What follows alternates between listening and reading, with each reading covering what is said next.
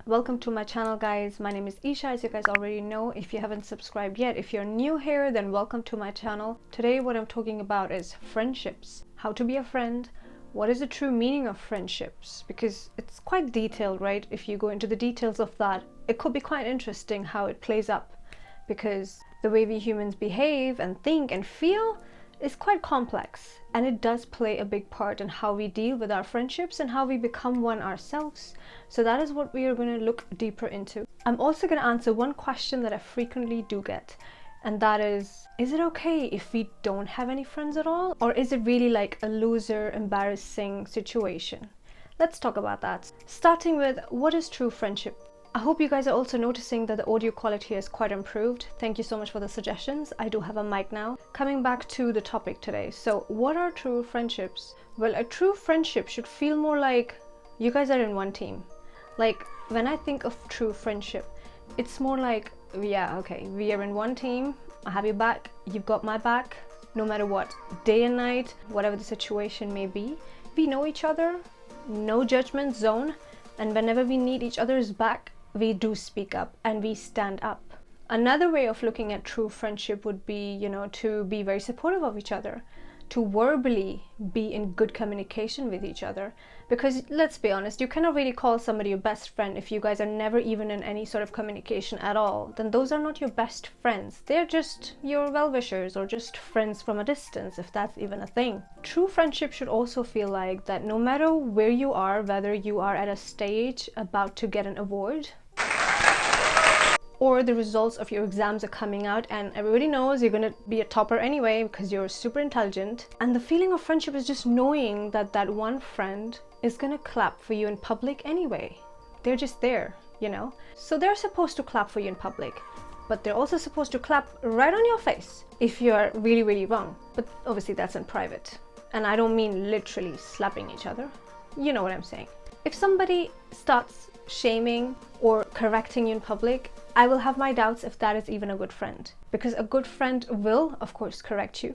When you're in one team, that's what they're supposed to do, right? However, if they're appropriate and true friends, they're supposed to do that in private, where there's nobody else around to judge you or trigger you, and it's privacy, and then they can correct you all they want. So that is what you would expect from a very true friend. Now let's talk about what you would not ever want in your friendships. Obviously, we all know you never want any underlying jealousy coming from anybody. That's the last thing you want in a friendship, right? You want your friendships to be really healthy. They feel very stable. They're not moody, they're not turbulent. In a friendship, you never want to feel so unpredictable or unreliable where, like, for example, like if you're in a plane, you never know at what point the plane is going to get a little turbulent, right? You don't know. Sometimes you do know. When you go to Dubai and stuff, there's always turbulence, so I think that's quite expected. But I'm talking about like real unpredictability, depending on somebody's mood. If that is what you face, of course, that's what we call toxic friendship. But that is another topic for another day, another video. Today, we're just talking about healthy friendships and how they're supposed to be like. And what they're not supposed to be like is you feeling constantly that somebody's trying to, pull your legs, even if it is out of jokes. Guys, I'm telling you, when a friend or so-called friend tries to, do the leg pulling in a fun way, in a joking way, but you see a constant pattern there, then that is not really a true friendship. I would question that. Because if that happens sometimes, all right, that's fun and jokes. But if it happens ever so often, again, I would question that, because it's kind of not normal. Because it's funny how human beings function, right? When there's underlying jealousy, it manifests itself in just unpredictable human behaviors. You never know what to expect. And if somebody's running with their mood swings, you can't really trust their judgment too much then, can you? Because depending on their mood, they're going to give you a response as to how to behave with you, or how to talk to you, or how to be with you. It just changes every day. I would question that friendship if they only talk to you when they want, just because they have the time now, or just because now they feel like they have nothing else to do, so you're there always for them. Again, I would question that kind of friendship dynamics also, because it's not healthy. If that's where you're at with your friend at the moment, then it's kind of like a one-way friendship. You both have to be there for each other. It cannot be the one always trying and always waiting to be talked to, but the other one talks only when they're in the mood. Otherwise, they don't know you, they probably don't even have time for you. that is quite not a very healthy friendship that you would prefer to have. It always has to be like a two-way street. Another thing you don't want in true friendships is obviously the feeling of competitiveness. If you think you have great friends, then that's great. However, if you think the friends around you show a lot of competitiveness towards you, again, I would question that friendship, because where is that coming from, right? Why does somebody think they have to feel competitive or they have to be competitive towards you? Where is that coming from? Wait a minute. It's because you have something better than them that they can't quite get their hands on, and they're confused, and it triggers them.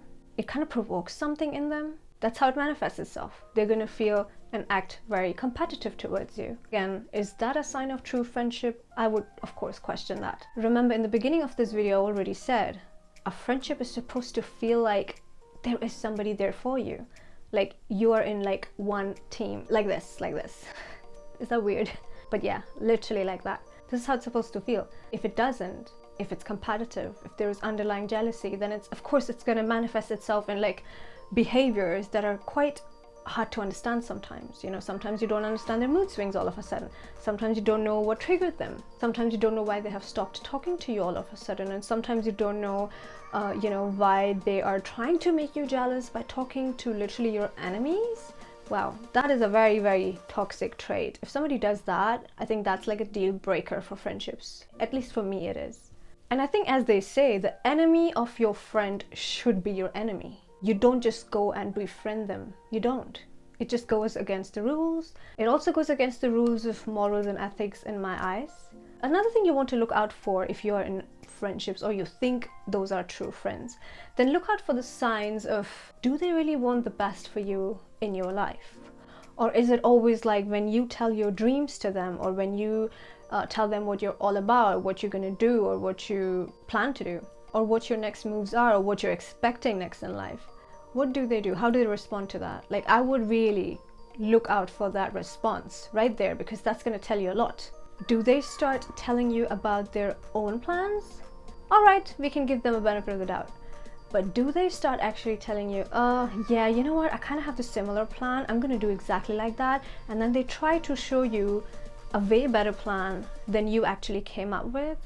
And it's kind of also like on a similar scale, you know, like they want to do the similar things all of a sudden. Like when you tell them that, you know, I want to study business, for example, and they start telling you all of a sudden, you know, they have done business too, and like their whole family is about business, and they really do plan on doing a lot more business. And you know, if that starts to happen, I mean, again, I would question that. And you know what the funny thing is? You know what the funny thing is?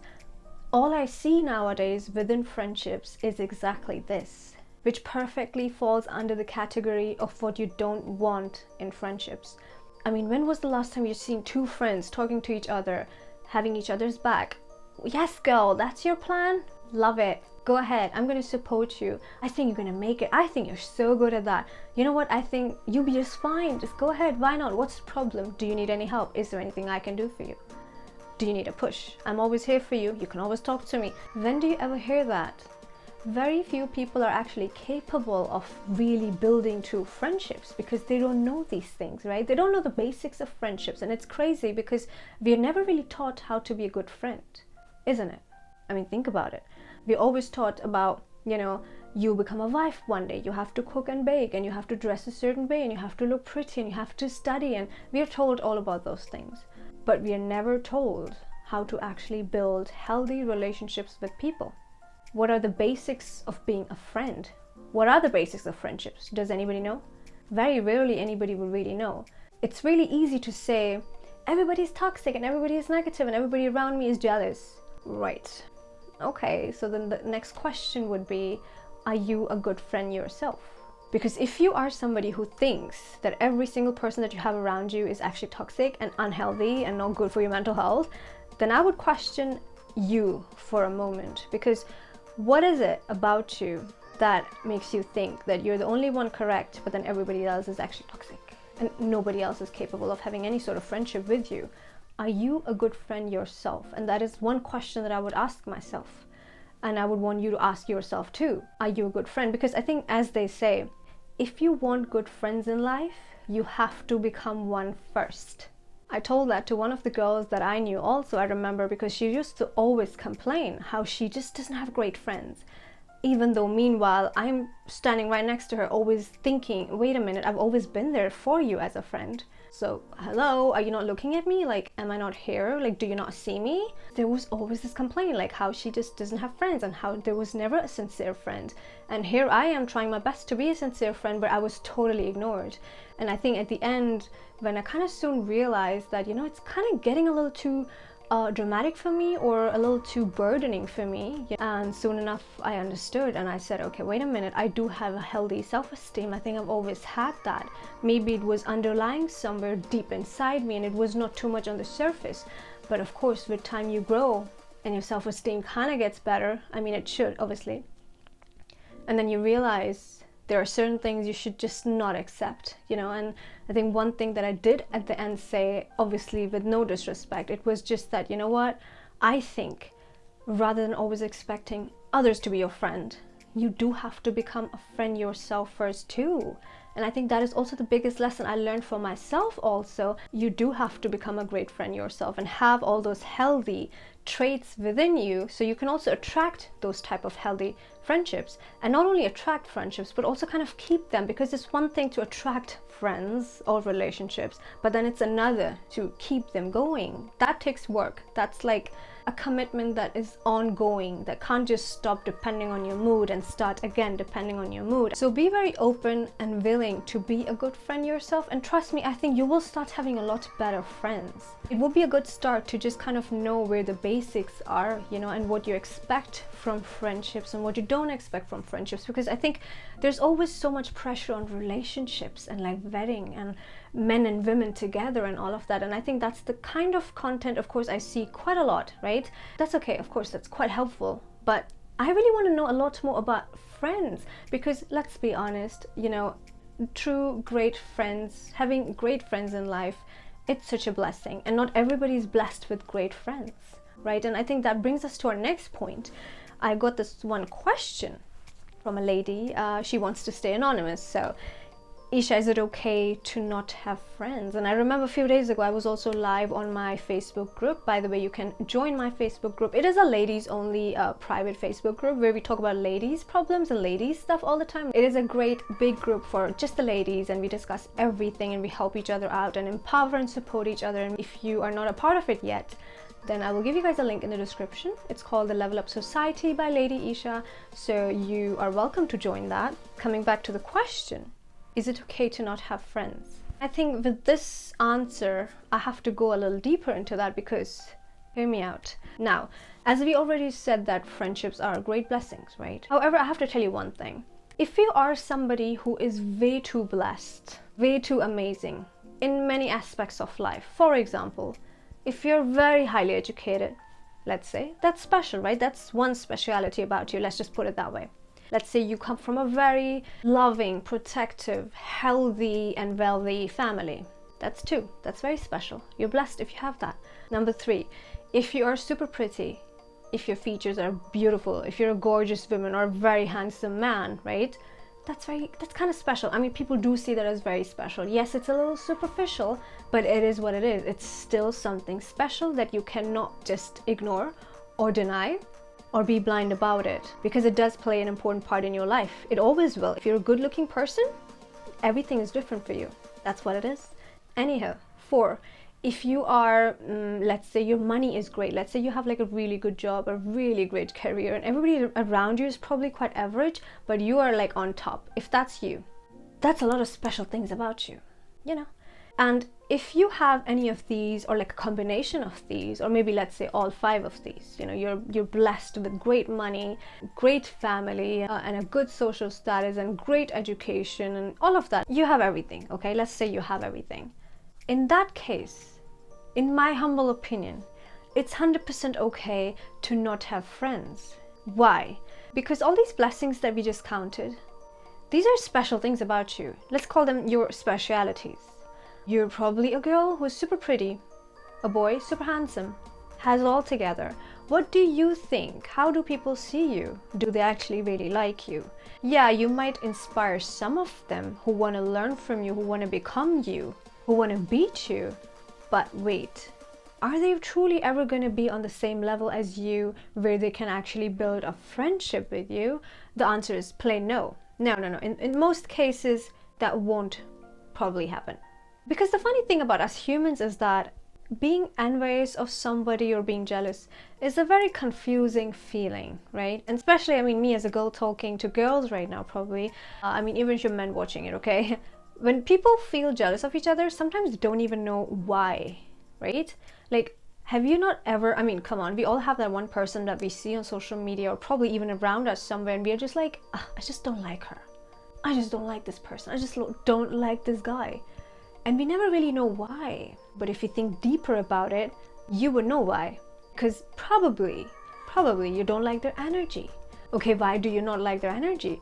Oh, because they have a very high energy and they're happy most of the time and you can't quite match it. So it kind of makes you uncomfortable being around them because they're so energetic and so happy-go-lucky. You're just not that person. And so you just don't like it. Maybe it makes you feel like you're a little less than them. It could also make you feel like maybe they're way more happier and luckier than you, and you're like a loser. It might make you feel a lot of things, you know, if you think about it. And therefore we just say we don't like that certain person. We say it very strongly, with a very strong judgment, with a very strong assumption, with a very strong opinion. That person is this, I don't like this. But if you look deep within yourself, you will find exactly why. And most of the time, you will find that the problem lies within you. Think about it for a minute. If you're in a position where you're saying so strongly how much you hate someone or you don't like them, what do you think that is? That is called jealousy. And you know, the funny thing is, jealousy is such a confusing feeling because sometimes it can manifest in so many ways, right? Like sometimes you're just angry at a person, you don't know why. Like they have not done anything to you. They probably don't even talk to you. You probably just know them from a distance, but you have strong feelings about hating them. Why? There is something in them which you can't quite match up to, and it makes you very, very jealous.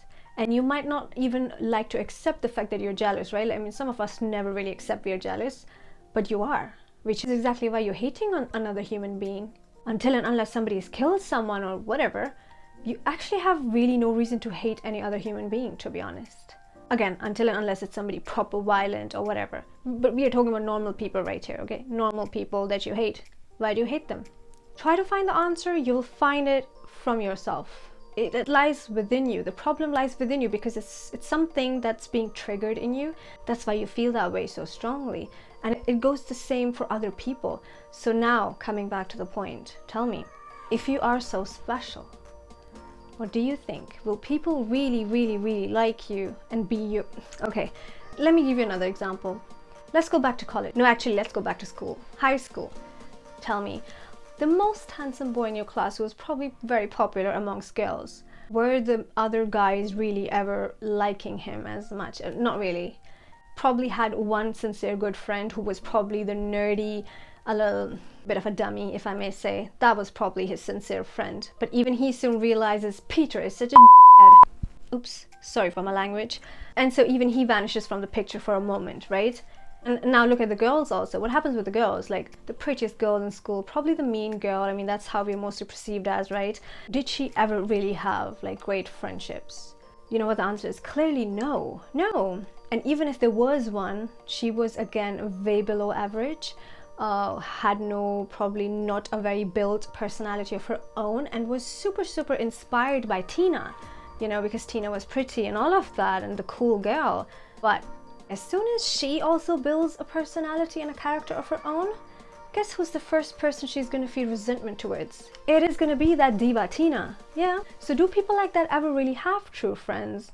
Well, of course it goes both ways. You also have to realize yourself and stop being a dickhead like Peter or like a diva like Tina.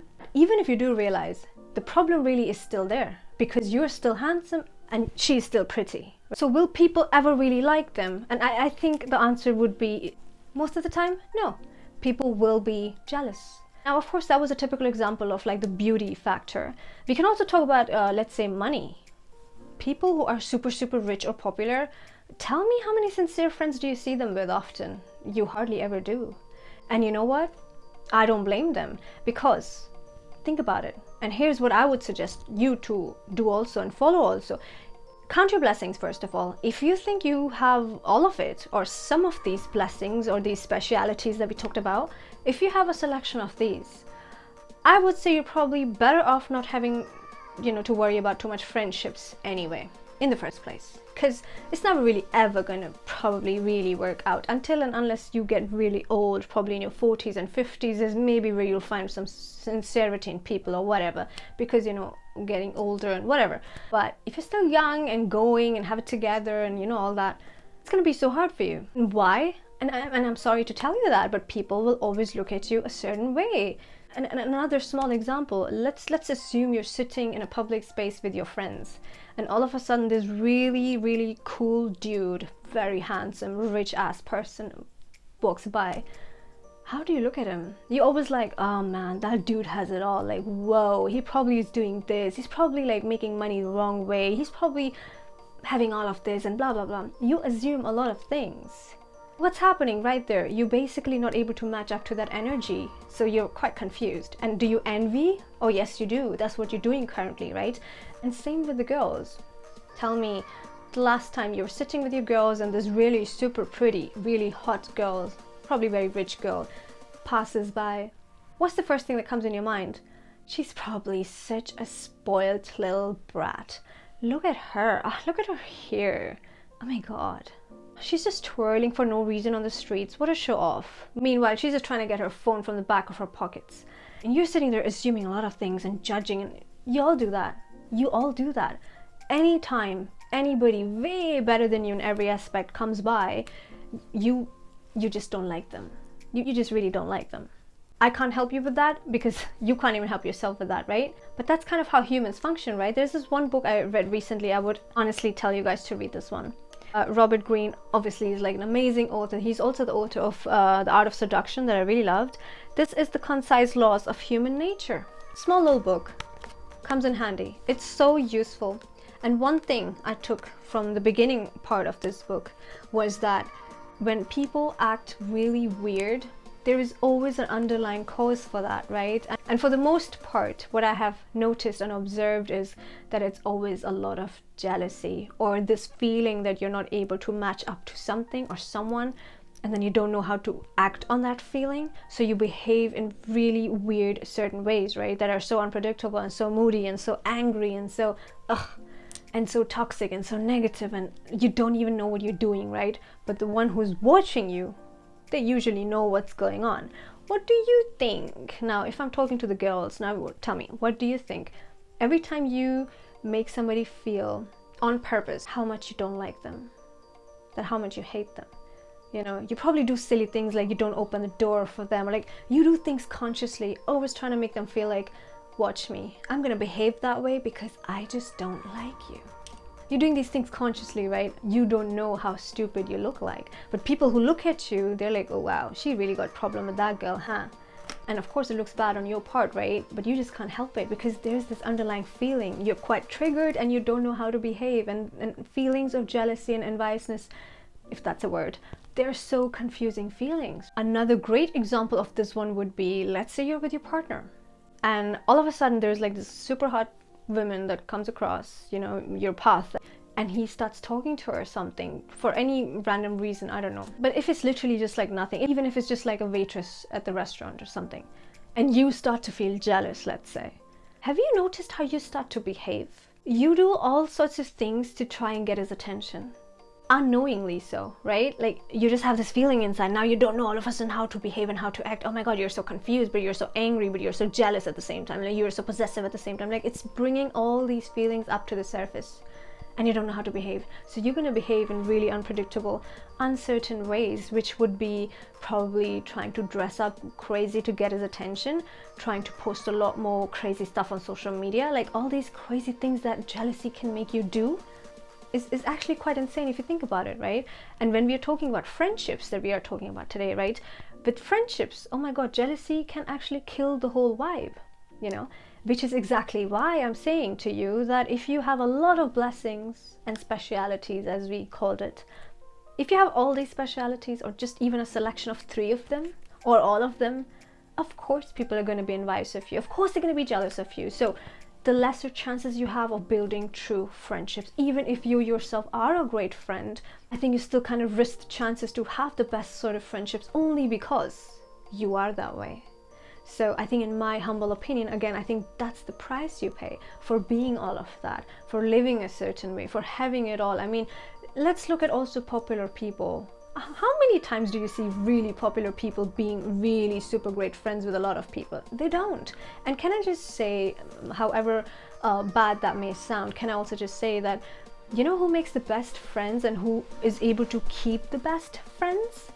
The person who, honestly, I mean, even me saying that makes me feel a little guilty or bad, but it's true. The person who is way below average, whether it's the looks, the money part, the education part, you know what? They have the bestest of friends on this planet Earth. They manage to keep them somehow. And why? That tells you. I mean, notice that around you. You will always notice that the best kinds of friendships between people are the ones that, you know, where they literally have no competition, they don't trigger each other, because none of them have anything better than each other. Maybe they're very average, so they're on the same level. Maybe they're way below. Nothing is triggering each other. And that's why they have the best sorts of friendships.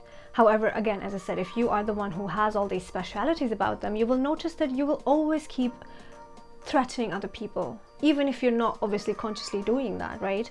Others will always try to be in competition with you when you're not even considering competing with anybody else other than yourself anyway. And you will always trigger certain feelings in other people, even if you're not trying to, even if you're a great person, and even if you want the best for everybody else, because obviously that is like one part of a winner's mindset. A winner always wants the best for everybody, right? But that is something that somebody who's below you might never understand that concept. They don't get it, they don't know it, right? So they want to have a piece of you, they want to be like you, they want to have what you have. And you will literally feel that energy coming from those people that if they would get a chance, they would literally even rip off your clothes and take that from you too, you know? So is it okay to have no friends at all? Yes, if you have all these specialities, it's totally okay. As long as you have healthy friendships or relationships from a distance with other people, like acquaintances or work colleagues or your boss or your mentors or your family members, then you're absolutely going to be fine walking through life like that. It's going to be less hassle, less stress, all the extra drama would be cut off from your life anyway, and I think that would be a lot more comfortable and convenient for your mental peace.